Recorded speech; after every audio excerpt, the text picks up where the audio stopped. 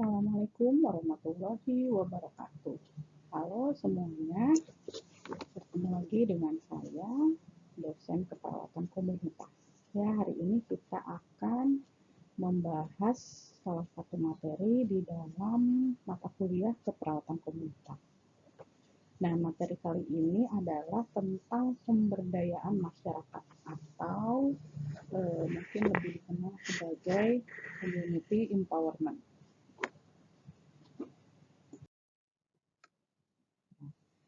Ini adalah gambaran kondisi penduduk Indonesia saat ini, ya, di mana saat ini kita berada dengan jumlah penduduk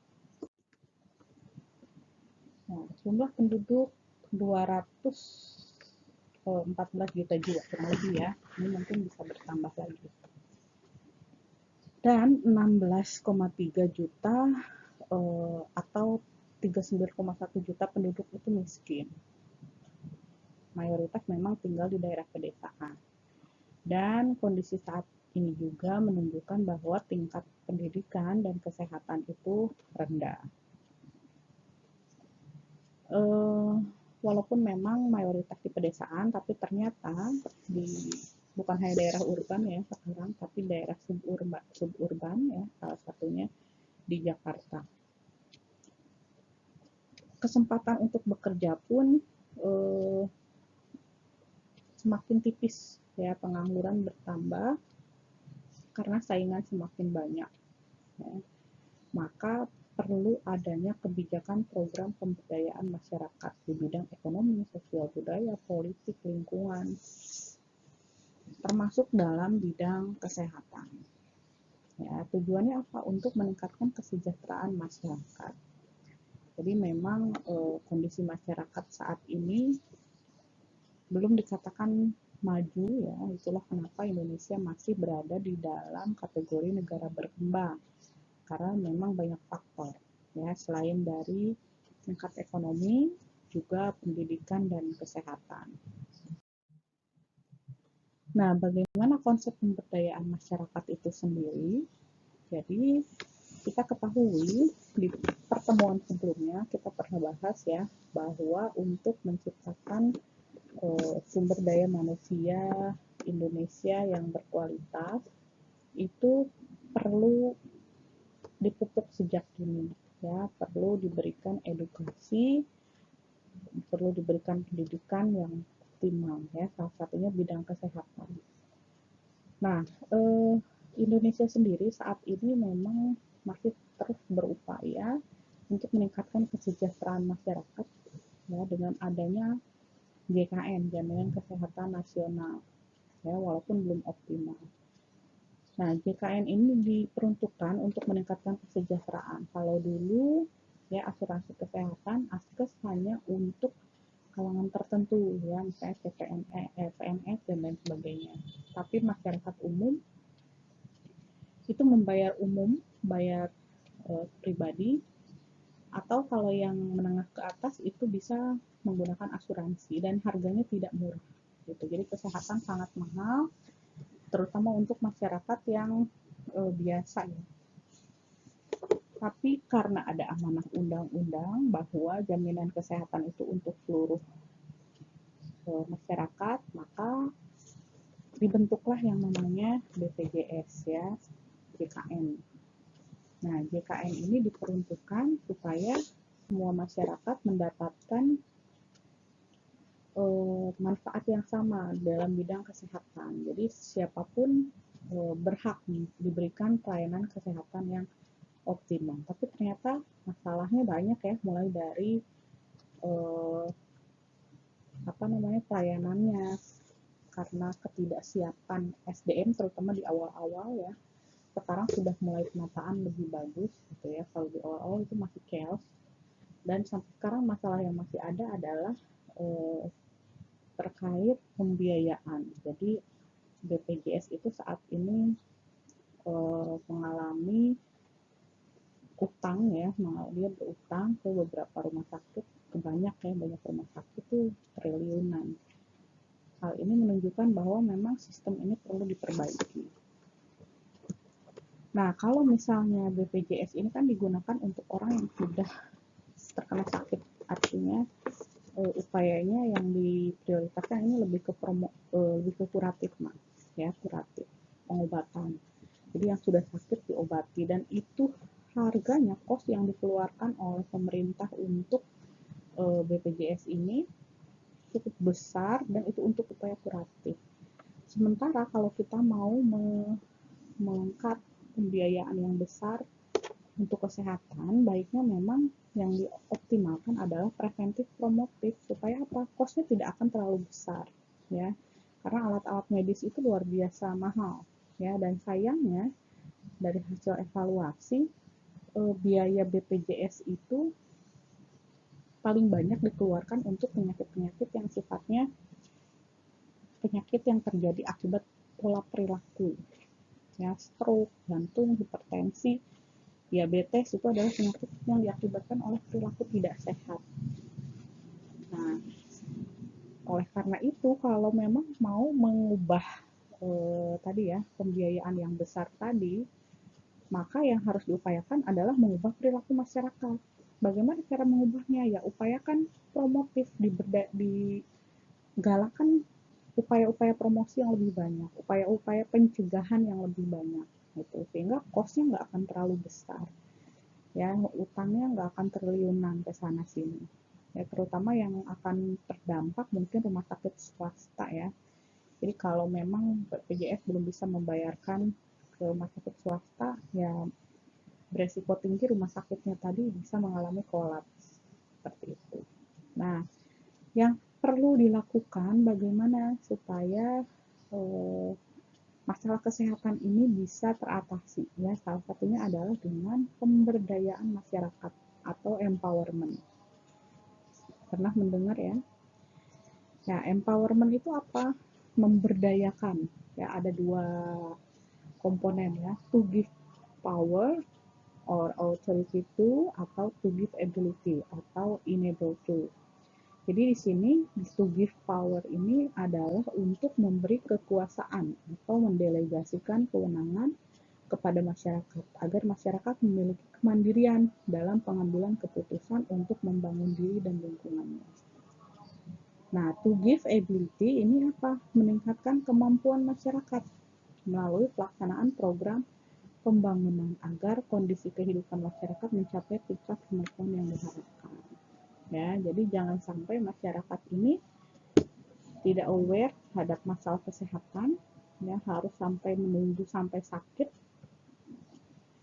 lalu diobati, ya, dibayar oleh BPJS, tapi sebenarnya dia nggak sadar bahwa masalah utamanya adalah perilakunya selama di rumah, selama ini seperti apa, ya. Jadi berikan kekuasaan, tingkatkan kemampuannya untuk bisa mandiri dalam bidang kesehatan.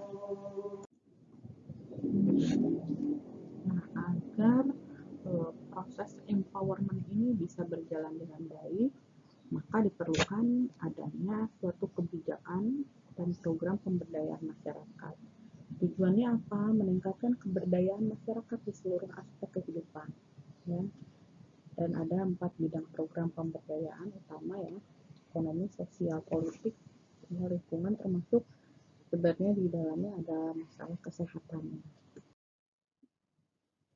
Nah, program pemberdayaan masyarakat bidang sosbud, nah ini ya, di antaranya ada masalah kesehatan masyarakat. Apa yang dilakukan adalah dengan penguatan fungsi posyandu. Jadi memang ketika kita hanya mengandalkan tenaga kesehatan untuk mengatasi persoalan kesehatan, itu jelas tidak memungkinkan. Sehingga kita perlu adanya bantuan dari seluruh masyarakat, ya, dengan memberdayakan masyarakat, sehingga yang akan berjalan nanti adalah dari masyarakat, oleh masyarakat, dan untuk masyarakat. Nah, di masyarakat kita mungkin udah sering mendengar, ya, ada posyandu, ada posbindu, ada poskesdes, mungkin yang di rumahnya di pedesaan. Yang dulu di pesantren mungkin dulu pernah mendengar yang namanya poskestren. Nah, itu adalah upaya-upaya pemberdayaan berbasis masyarakat. gitu, sehingga nanti masyarakat sendiri yang mencari masalah kesehatan, yang menemukan masalah kesehatan, kemudian mencari solusi, sehingga masyarakat di situ mandiri gitu. Puskesmas sebagai ujung tombak pelayanan kesehatan di masyarakat juga tidak bisa secara langsung mengatasi semua permasalahan kesehatan, ya, karena petugas terbatas, kegiatannya banyak, ya, ada kegiatan di dalam gedung, ada juga kegiatan di luar gedung, sehingga ketika akan terjun ke masyarakat, petugas puskesmas juga memerlukan adanya pemberdayaan masyarakat, ya. Puskesmas sangat terbantu sekali dengan yang namanya kader. Nah, kader kesehatan di masyarakat itu luar biasa sangat membantu pekerjaan dari petugas puskesmas. Nah, kader itu merupakan salah satu bentuk pemberdayaan, ya. Jadi, kader itu adalah orang yang secara sukarela dari masyarakat yang membantu melakukan pencarian masalah kesehatan dan melaporkan permasalahan kesehatan kalau ada ditemukan di wilayahnya, gitu ya. Itu adalah salah satunya. Nah, yang paling sering kita temui adalah posyandu, sehingga kadernya itu kita sebut sebagai kader posyandu. Nah, kader posyandu juga sebenarnya kadang merangkap, ya. Jadi di masyarakat itu ada yang namanya kader jumanti, kader kesehatan jiwa, kader posyandu, kader posbindu, yaitu adalah memang orang-orang yang berperan dalam empowerment tadi. Nah, posyandu itu sendiri sebenarnya ada suatu institusi yang membinanya, namanya Pokjanal. Nah, Pokjanal ini merupakan wadah koordinasi pengelolaan suatu program yang memerlukan pembinaan dari unsur pemerintah dan peran serta masyarakat. Jadi ada kelompok kerja nasional posyandu. Ada di seluruh Indonesia. Ya, kalau saya lihat di daerah cukup aktif kader posyandunya, sehingga programnya jalan. Ya, di DKI juga baik juga. Ya, di desa, di kota semua jalan. Nah, dasar hukum Pokjanal Posyandu ini adalah Permendagri nomor 54 tahun 2007. Ya, tentang pedoman pembinaan Pokjanal, pembinaan posyandu. Di sana sudah dijelaskan. Mulai dari pengorganisasiannya, ya, di tingkat pusat, provinsi, kalau kabupaten, kota, kecamatan, nah ada Pokjanal Posyandu. Itu di bawah dinas instansi terkait ormas. Nah, di desa kelurahan juga ada Pokja Posyandu setingkat desa, gitu ya. Nanti di bawahnya adalah pelaksana kegiatannya yang yang digiatkan oleh para kader. Ya, jadi luar biasa sekali sebenarnya peran kader di sini. Nah, Pokjanal Posyandu sendiri itu dibentuknya sesuai dengan tingkatan. Ya, untuk posyandu pusat itu dari Mendagri, ya, posyandu provinsi dari gubernur, posyandu kabupaten kota itu dari bupati wali kota, ya, camat, posyandu kecamatan oleh camat, dan posyandu desa atau kelurahan dari desa lurah. Posyandu ini nanti biasanya secara teknis di lapangan akan dibagi-bagi lagi per RT, ya, tergantung luas cakupannya, wilayahnya, dan jumlah masyarakatnya. Jadi kalau jumlah penduduknya padat, ya berarti posyandunya kadang lebih banyak, ya, ada posyandu Mawar, Flamboyan, dan lain sebagainya. Itu penamaannya dikembalikan ke masing-masing daerah. Nah, walaupun sudah banyak beroperasi hampir di semua wilayah di Indonesia ini, tapi Pokjanal juga masih ada beberapa kendala, ya. Kadang Pokjanal hanya sekedar SK, ya, nggak jelas tujuan fungsinya. Walaupun sebenarnya banyak juga posyandu yang sebenarnya udah jalan, ya, laporannya baik, kegiatannya jalan.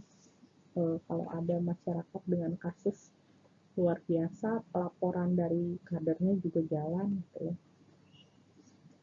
Kemudian masalah lainnya tidak ada sekretariat tetap gitu, jadi agak sulit menghubungi kemana dan lain sebagainya. Kemudian tidak punya program kerja yang jelas dan terintegrasi, kurangnya koordinasi antar sektor atau lembaga ya. Kemudian masih ada persepsi bahwa Pokjanal tugas teknis dinas kesehatan, padahal enggak. Pokjanal itu murni dari masyarakat ya. Lalu kurang sosialisasi, channel Posyandu aktif jika terjadi KLB saja, misalnya ada KLB gizi buruk baru aktif ya. Kemudian tidak ada dukungan dana pembinaan, dana operasional. Nah, ini masih terjadi pada beberapa posyandu Janang ya. Nah, dalam kerjanya posyandu ini diawasi penyelenggaraannya oleh Depdagri ya, Departemen Dalam Negeri dan Pemda. Jadi ada koordinasi Mendagri dengan Pemda setempat. Nah, baru pelaksanaannya nanti melibatkan dinas kesehatan atau puskesmas setempat ya. Untuk penyelenggaraan pemerintahan daerah oleh perangkat daerah terkait programnya ini mengacu kepada pedoman umum penyusunan APBD dan pedoman pengelolaan keuangan ya, di sini. Ini untuk kegiatannya, tapi sebenarnya pada prinsipnya kader itu mereka bekerja tanpa dibayar ya, karena secara definisi ya kader itu dia sukarela ya, sukarela. Walaupun sekarang ada pemasukan gitu ya untuk kader. Nah, apa saja dukungannya? Ini nanti kalian bisa dibaca satu persatu ya, karena slide atau PowerPoint-nya akan saya share. Jadi dalam pembinaan posyandu, dukungan Depdagri itu mulai dari dukungan pemerintah desa terkait urusan pengelolaan keuangan dan lain sebagainya. Ya, kemudian program pemberdayaan masyarakat. Ya, jadi ada juga program namanya PNPM Mandiri untuk desa. Nah, itu termasuk dukungan Depdagri. Kemudian PNPM ini yang tadi disebutkan ya adalah salah satu upaya pemerintah untuk mendorong akselerasi penurunan kemiskinan dan pengangguran yang difokuskan pada program penanggulangan kemiskinan yang berbasis partisipasi dan pemberdayaan masyarakat. Mungkin kalau yang tinggalnya di desa sering dengar PNPM, desanya dapat PNPM mandiri gitu ya. Nah, ini adalah upaya pemerintah untuk menekan kemiskinan dan pengangguran. Kegiatannya open menu ya, pembangunan sarpras, peningkatan ekonomi, simpan pinjam, untuk kelompok untuk bidang pendidikan kesehatan itu PNPM mandiri. Ini PNPM mandiri ini tingkat hasil kegiatannya ternyata memang untuk alokasi kesehatan masih sedikit ya, 10 paling sedikit 10,99. Mayoritas memang digunakan untuk sarpras, bangun jalan, pengaspalan, bangun kantor desa dan lain sebagainya. Lalu ada untuk pendidikan dan ada juga untuk simpan pinjam, biasanya untuk kelompok perempuan memfasilitasi modal untuk berusaha berwirausaha. Nah, ini program PNPM generasi. Ini dilakukan dalam rangka perencanaan dan pelaksanaan kegiatan untuk meningkatkan derajat kesehatan ibu dan anak ya, serta meningkatkan akses pendidikan dasar dan menengah. Nah, ini sudah lama berjalan untuk PNPM generasi ini ya. Alokasi dananya juga sudah banyak dikeluarkan oleh pemerintah.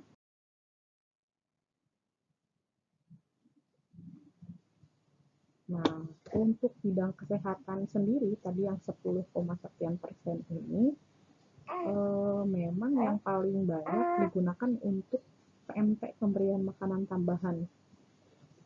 Sisanya untuk biaya keuangan, pemeriksaan pelayanan, prasarana, dan lain sebagainya. Tapi memang biasanya untuk posyandu banyaknya pengeluaran dari PNPM ini adalah untuk PMT, pemberian makanan tambahan.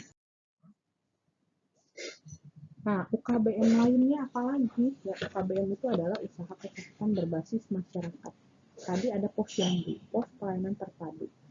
Kegiatannya apa? Kegiatannya adalah KB, imunisasi, perbaikan gizi, KIA, perawatan diare. Di posyandu itu sebenarnya ada prinsip 5 meja ya. Meja 1 mulai dari pendaftaran, ekstensi gitu ya. Ada juga untuk imunisasi sampai dengan edukasi meja kelima. Itu posyandu.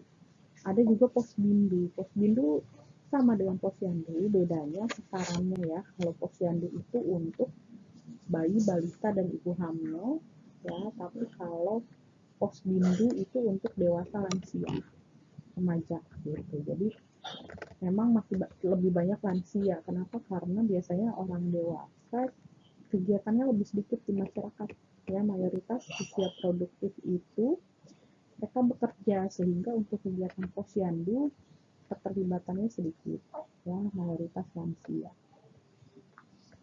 UKBM lainnya adalah poskestren, pos kesehatan pesantren. Nah, ini sasarannya adalah peserta didik yang ada di pesantren. Ya, karena di pesantren itu kan sistemnya barak ya, tinggal bersama. Jadi kalau misalnya ada satu warga pesantren yang mendapat masalah kesehatan, itu bisa menular ke temannya gitu. Jadi banyak masalah kesehatan, paling sering masalah kulit gitu ya, masalah kulit, flu, dan lain sebagainya. Lalu ada poskesdes, pos kesehatan desa ya, mungkin yang rumah di desa ada, tapi kalau di kota jarang ya. Lalu ada juga rumah remaja. Rumah remaja ini adalah usaha kesehatan berbasis masyarakat yang ditujukan kepada kelompok atau agregat remaja. Nah, biasanya kegiatannya ya sesuai dengan permasalahan yang sering terjadi pada remaja, seks bebas gitu ya, membahas topik-topik tentang alkohol, narkoba, terus kesehatan reproduksi, dan lain sebagainya. Nah, ini adalah contoh-contoh dari UKBM, usaha kesehatan berbasis masyarakat. Nah, kemudian biasanya ada juga pemberdayaan pembangunan kesehatan masyarakat desa PKMD. Ini untuk melibatkan masyarakat mulai dari perencanaan, pelaksanaan, penilaian kegiatan, sehingga bisa sesuai dengan aspirasi masyarakat serta situasi dan kondisi. Nah, perlu diketahui potensi atau kekuatan yang dapat membantu proses perubahan. Kenapa? Karena memang ketika kita tahu potensi apa yang ada di masyarakat, maka itu yang bisa dijadikan senjata untuk menyelesaikan masalah kesehatan. Ya, yang tahu permasalahan kesehatan biasanya berawal dari masyarakat itu sendiri. Makanya banyak kasus terlapor itu yang memang ditemukan dari masyarakatnya itu sendiri, gitu ya. Sehingga kalau masyarakat mandiri, tentunya masalah kesehatan yang lebih berat bisa diatasi, ya, diminimalisir. Nah, ini sesuai dengan teori Bignan ya, terkait health promotion, bahwa sebenarnya empowerment di sini adalah kegiatan berupa preventif promotif ya, pencegahan dan penyebarluasan edukasi kesehatan. Apa yang ada dalam teori ini ya? Di teori ini biasanya mulai dari adanya community analysis. Jadi ada analisis di komunitas. Ketika diduga terjadi suatu masalah kesehatan, maka komunitas mulai mengkaji target ya, kelompok populasi yang bermasalah. Ketika sudah diketahui masalahnya, maka disusunlah yang namanya plan development ya, program plan development, pengembangan program perencanaan, lalu diimplementasikan dan terakhir dievaluasi. Nah, ini yang dilakukan. Nah, program pemberdayaan ini merupakan salah satu upaya perawat ya, upaya perawat yang dilakukan agar program-program yang selama ini sudah dijalankan dari puskesmas itu tetap berkesinambungan. Jadi ketika puskesmas melakukan edukasi misalnya tentang gizi buruk, maka kader juga harus bisa menyebarluaskan kepada keluarganya, ya, tetangga-tetangganya dan masyarakat sekitar. Sehingga kalau ada masalah tersebut bisa melapor ke kader, lalu kader bisa menyampaikannya ke puskesmas. Jadi itulah makna empowerment. Jadi jangan sampai penyakit yang muncul itu diketahui yang datang ke puskesmas atau ke rumah sakit saja, karena sebenarnya di masyarakat masalah kesehatan itu akan lebih banyak. Jadi itu seperti fenomena gunung es, ya, seolah-olah datanya segitu tapi di masyarakat masih banyak. Tapi dengan adanya empowerment ini, ya, dibangun kesadaran bahwa masyarakat harus bisa mandiri. Kalau ada tanda gejala yang dialami, yang dirasakan, harus segera melapor, ya, baik ke kader maupun ke puskesmas. Baik, itu pemaparan materi mengenai pemberdayaan masyarakat. Selebihnya silahkan nanti mahasiswa mencari dari referensi lain yang terkait community empowerment. Ya, terima kasih. Assalamualaikum warahmatullahi wabarakatuh.